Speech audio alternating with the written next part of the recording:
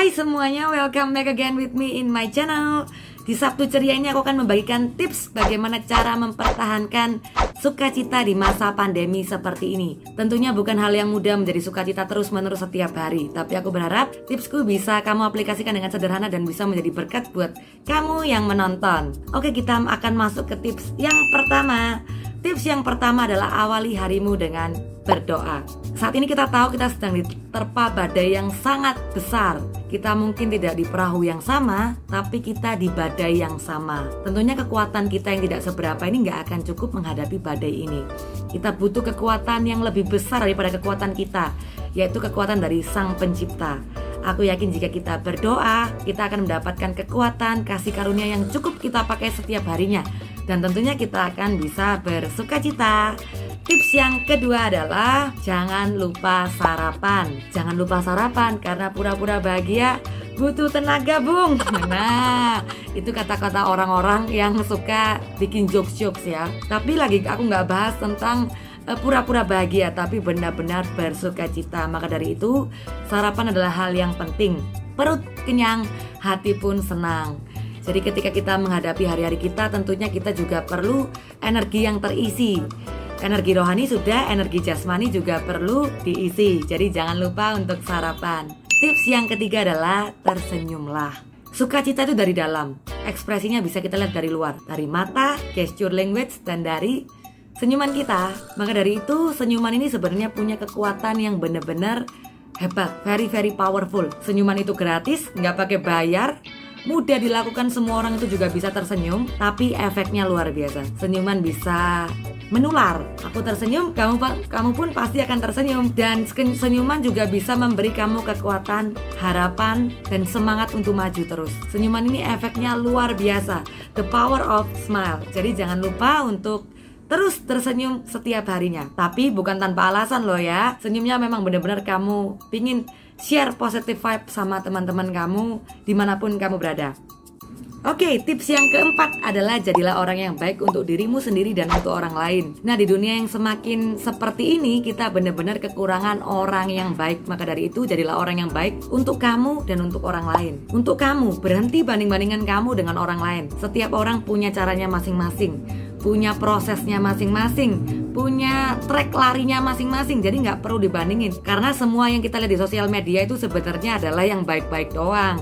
Kita kan nggak tahu kehidupan mereka di luar sosial media seperti apa. Jadi nggak perlu merasa berkecil hati. Tetap terima dirimu dan berusaha lebih baik dan lebih baik setiap harinya. Dan jadilah orang baik untuk orang lain. Kita bisa belajar dari film Joker. Joker ini awalnya juga orang biasa aja, baik ya, pekerja biasa aja. Tapi semua orang terus bully dia, terus maki-maki dia, terus nyiksa sama dia, terus jahat sama dia. Sehingga orang yang baik pun digituin terus-terusan. Dia berusaha baik juga sama orang lain, sama dirinya sendiri, tapi nggak pernah ada kebaikan yang datang ke dia. Dia berubah menjadi orang jahat. Maka dari itu, belajarlah jadi orang yang baik untuk kamu dan untuk orang lain. Aku yakin kehidupanmu akan penuh dengan sukacita. Nah, tips yang kelima adalah belajar mensyukuri sesuatu setiap harinya. Kata Mary Davis nih, the more grateful I am, the more beauty I see. Kalau kita semakin banyak ngeluh terus, gimana kita bisa mau lihat kebaikan? Kata orang juga, tidak setiap hari selalu baik, tapi selalu ada kebaikan di setiap harinya. Maka dari itu, bersyukur kerap kali dihadapkan dengan sesuatu yang halah sepele, halah hal kecil, halah nggak begitu penting. Tapi ketika hal kecil itu kita lakukan terus menerus, hal kecil itu akan menjadi hal yang besar. Maka dari itu bersyukur juga bisa bikin kamu bersukacita. Jadi jangan lupa untuk bersyukur.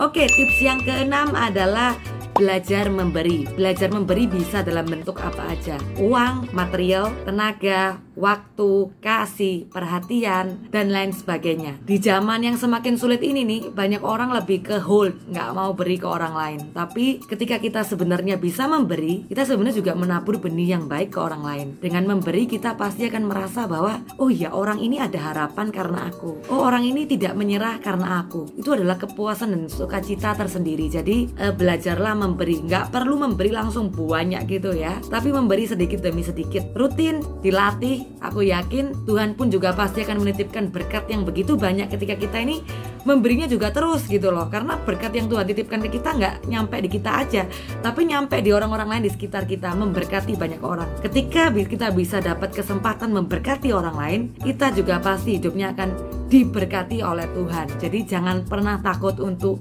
memberi. Tuhan gak akan kasih orang yang mengasihi dia, mengasihi orang lain kekurangan. Ingat, Tuhan itu setia dan adil. Tips yang ketujuh, ceritakan semuanya kepada Tuhan. Bad days, good days, semua ceritakan sama Tuhan. Masa susah, masa senang, masa apapun, ceritain aja sama Tuhan.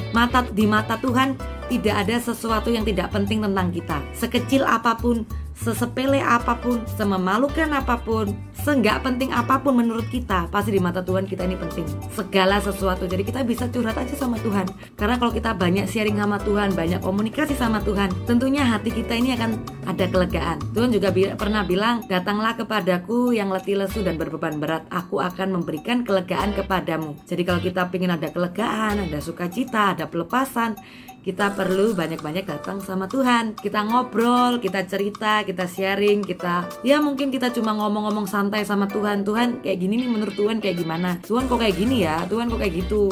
Aku harus gimana Tuhan? Ceritain aja sama Tuhan. Tuhan tuh pendengar yang baik dan dia setia. Oke, itu aja 7 tips dari aku. Aku harap itu bisa kamu aplikasikan dengan sederhana di kehidupan kamu, dan semoga memberkati. See you on the next video. God bless you all.